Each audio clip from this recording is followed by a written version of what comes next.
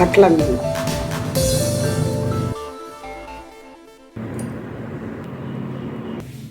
சூப்பராக இருக்குது கட்லா. எல்லாருக்கும் வணக்கம். இன்றைக்கி நம்ம என்ன வீடியோ பார்க்க போகிறோம்னா, அதாவது கட்லா மீன் வச்சு ஒரு குழம்பு தான் செய்ய போகிறேன். இது வந்து 3 கிலோ கட்லா வாங்கியிருக்கிறேன். அது ஃபுல்லாகவே போட்டு குழம்பு வைக்க போகிறேன். இதுக்கு வந்து ஒரு அரவை அரைப்போம். அந்த அரவை சிம்பிளாக இருக்கும், ஆனால் குழம்பு நல்லாயிருக்கும்.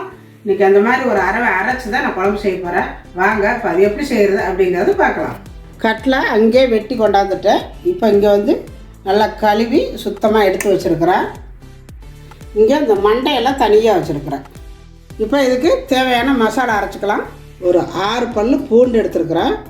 இது போட்டுக்கலாம். மிக்சியில் ஒரு 50 கிராமு சின்ன வெங்காயம் உரித்து கழுவி எடுத்து வச்சுருக்கிறேன். இப்போ அதையும் சேர்த்துக்கலாம். ஒரே ஒரு தக்காளி. இந்த தக்காளி போட்டிங்கன்னா தான் அந்த அரவைக்கு நல்லாயிருக்கும். இந்த தக்காளியை லைட் 2ஆக வெட்டி போட்டுக்கோங்க. ஒரு 3 ஸ்பூனு வெறும் மிளகாத்தூள் போட்டுக்கலாம். 5 ஸ்பூனு வெறும் மல்லித்தூள், 1 ஸ்பூனு மஞ்சத்தூள், கொஞ்சம் போல் குருமிளகு இருந்தால் அவங்ககிட்ட போட்டுக்கோங்க. என்கிட்ட பொடி இருக்கிறதுனால நான் பொடி போட்டுக்கிறேன். 1 ஸ்பூனு சோம்புத்தூள். இது எல்லாமே நான் பச்சையாக தான் போடுறேன். 1 ஸ்பூனு சீரகத்தூள். இப்போ இதில் வந்து நம்ம தக்காளி போட்டிருக்கிறதுனால இப்போ தண்ணி ஊற்றக்கூடாது. தக்காளி அந்த வெங்காயம்லாம் போட்டிருக்கனால தண்ணி ஊற்றாமல் ஒரு அடி அடிச்சுட்டு, உங்களுக்கு தண்ணி தேவைப்பட்டால் அப்புறம் கொஞ்சம் போல் ஊற்றி அடிச்சுக்கலாம். இப்போ அரைச்சிக்கலாம். இப்போ எதாவது தண்ணி சேர்க்காம நைஸாக அரைச்சாச்சு இருக்கட்டும். இப்போ தாளிக்கிறதுக்கு பாத்திரம் வச்சுருக்கிறேன். எண்ணெய் விட்டுக்கலாம். இதுக்கு நல்லெண்ணெய் விட்டிங்கன்னா ரொம்ப நல்லாயிருக்கும். நான் நல்லெண்ணெய் தான் விட்டுருக்குறேன். எண்ணெய் காஞ்சதும் கொஞ்சம் போல் சோம்பு செவந்ததும் கொஞ்சம் போல் கருவேப்பிலை. இதுக்கு வெந்தயம் போடணும். நான் போடலை, என்கிட்ட இல்லை, அதனால் நீங்கள் போட்டுக்கோங்க. கண்டிப்பாக 1-2 நச்சு வச்ச பூண்டு இது போட்டுக்கலாம்.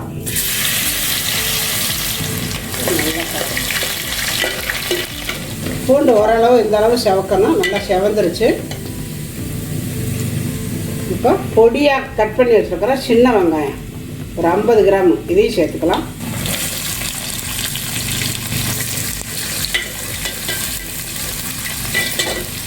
வெங்காயமெல்லாம் நல்லா வதங்கிருச்சு. 1 ஸ்பூனு காஷ்மீரி மிளகாத்தூள் கலருக்காக இந்த எண்ணெய்களே போட்டுக்கலாம். போட்டுட்டு வெட்டி வச்சுருக்கிற தக்காளியை சேர்த்துக்கலாம். நம்ம ஒரே ஒரு தக்காளி தான் அந்த மிளகாயில் சேர்த்து அரைச்சிருக்கிறோம். மீதி தக்காளியெல்லாம் இந்த மாதிரி தான் போட்டுக்கணும். 3 கிலோ மீனுக்கு 5 தக்காளி வெட்டி போட்டிருக்கிறோம். ஒரே ஒரு தக்காளி, பெரிய தக்காளியை அரவையில் அரைச்சிருக்கிறோம்.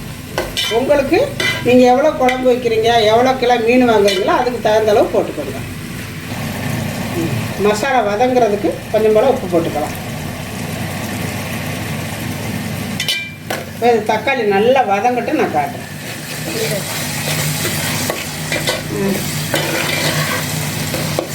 பார்த்தீங்கன்னா தக்காளியெல்லாம் நல்லா வதங்கிருச்சு. தக்காளி வெங்காயம்லாம் இப்போ நம்ம அரைச்சி வச்சுருக்கிற இந்த பேஸ்ட்டை அதில் போட்டுக்கலாம்.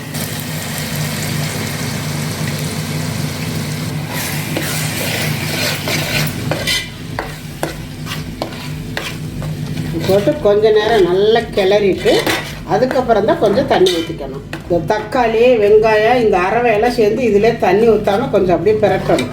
இது இப்படியே ஒரு 2 நிமிஷம் வதங்கட்டும். இப்போ பார்த்தீங்கன்னா நல்லா வதங்கிருச்சு. இப்போ கொஞ்சம் தண்ணி ஊற்றி மிச்சி சாரை கழுவி தண்ணி விட்டுக்கலாம்.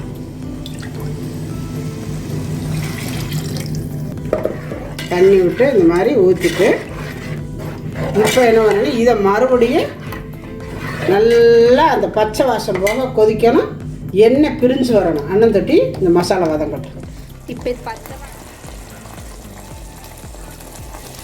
பார்த்தீங்கன்னா மசாலாலாம் நல்லா வதங்கிருச்சு. எண்ணெய் பிரிஞ்சு வருது. இப்போ புளியை ஊற்றிக்கலாம். இப்போ 3 கிலோ மீனுக்கு பாருங்கள் நான் எந்த அளவு புளி எடுத்து ஊற வச்சுருக்கிறேன்னு பாருங்கள். இந்த அளவு எடுத்து நான் ஊற வச்சுருக்கிறேன்.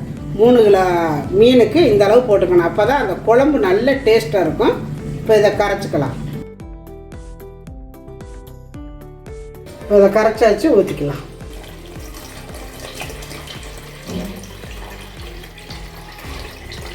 வேணுங்கிற அளவுக்கு இப்போ தண்ணி விட்டுக்கலாம்.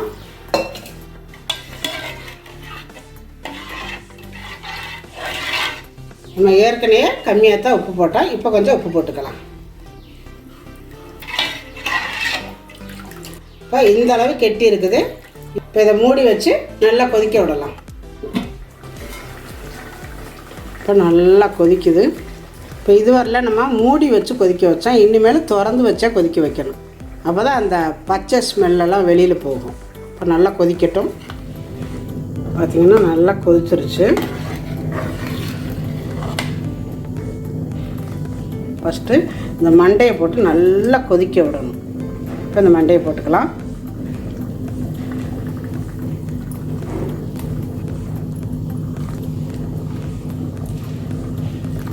இது வந்து உடையவெல்லாம் செய்யாது, அதனால் நல்லா கரையே கொதிக்கணும். அப்போ தான் அந்த குழம்பு நம்மளுக்கு நல்லா டேஸ்ட்டு கிடைக்கும். இது கரைஞ்சி போயிருமேனு பயப்படாதீங்க, கரையாது. நல்லா கொதிக்கட்டும், மூட வேண்டாம், அப்படியே இருக்கட்டும். பார்த்திங்கன்னா நல்லா கொதிச்சிருச்சு பாருங்கள். மண்டையெல்லாம் போட்டு நல்லாவே கொதிச்சிருச்சு. இப்போ இதில் மீனை போடுறதுக்கு முன்னாடி கொஞ்சம் போல் தேங்காய் பால் எடுத்து வச்சுருக்கிறேன், தேங்காய் பால் விட்டுக்கலாம். இப்போ இது நல்லா கொதிக்கட்டும். இன்னும் ஒரு கொதி வந்தால் போதும், கொதிக்கட்டும். இப்போ பார்த்திங்கன்னா தேங்காய் பாலெல்லாம் விட்டு நல்லா கொதிச்சிருச்சு. இப்போ நம்ம மீனை சேர்த்துக்கலாம். கட்லா மீன்.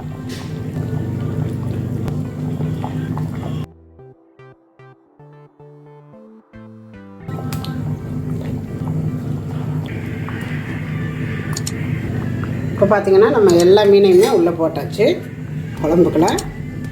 இது கிண்டி விட வேண்டாம், இப்படியே இருக்கட்டும். மூடி வச்சு அடுப்பை குறைச்சி வச்சிடலாம். குறைச்சிட்டு மெதுவாக கொதிக்கணும், அதுக்கு தான் மூடி வைக்கிறது. மெதுவாக கொதிச்சா தான் அந்த குழம்பு நல்லாயிருக்கும். ஒரு 5 நிமிஷம் அப்படியே இருக்கட்டும். இப்போ அடுப்பை நான் வந்து ஆஃப் பண்ணிட்டேன். இப்போ தான் ஆஃப் பண்ணினேன். மீன் போட்டு ஒரு 5 நிமிஷம் கழிச்சோன்னே நான் ஆஃப் பண்ணிட்டேன், உங்கள்கிட்ட காட்டலை.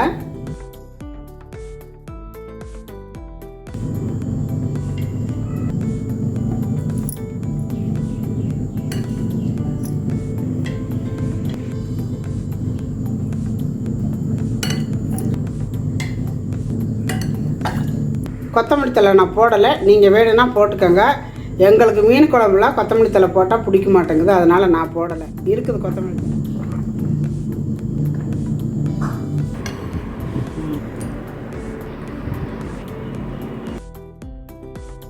இப்போ கட்லா மீன் குழம்பு ரெடி ஆயிடுச்சு.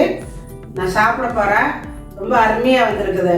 இந்த குழம்புக்கு வந்து அந்த மசாலா பச்சையவே அரைச்சி அதில் கொஞ்சம் தக்காளி, பூண்டு, வெங்காயம், இந்த பொடியெல்லாம் சேர்த்து அரைச்சி நம்ம அந்த எண்ணெய்க்கிலே மறுபடியும் போட்டு வதக்கும் பொழுது அது ஒரு டேஸ்ட்டு ரொம்ப நல்லாயிருக்கும். குழம்பு வந்து நல்லா கெட்டியாக இருக்கும், ரொம்ப நல்லா இருக்கு. இப்போ நான் சாப்பிட போகிறேன். சூப்பராக இருக்கு கட்லா.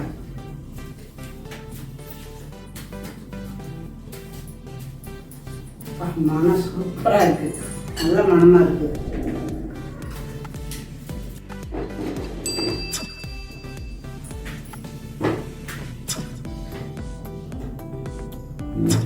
முள்ளே இருக்காது கட்லாவோட, நடுவில் ஒரு முள்ளு தான் இருக்கும். சாப்பிட சாப்பிட உள்ளே போயிட்டே இருக்குது, ரொம்ப நல்லா இருக்குது. இதே மாதிரி நீங்களும் செஞ்சு பாருங்க. கட்லா மீனாக இருந்தாலும் சரி, எந்த மீனாக இருந்தாலும் சரி, இதே மாதிரி நீங்கள் ஒரு முறை செஞ்சு பாருங்க. தேங்காயெல்லாம் ஊற்றாதீங்க, வேணும்னா கொஞ்சம் கூட பால் ஊற்றிக்கோங்க. தேங்காய் பால் ரொம்ப அருமையாக இருக்கும்.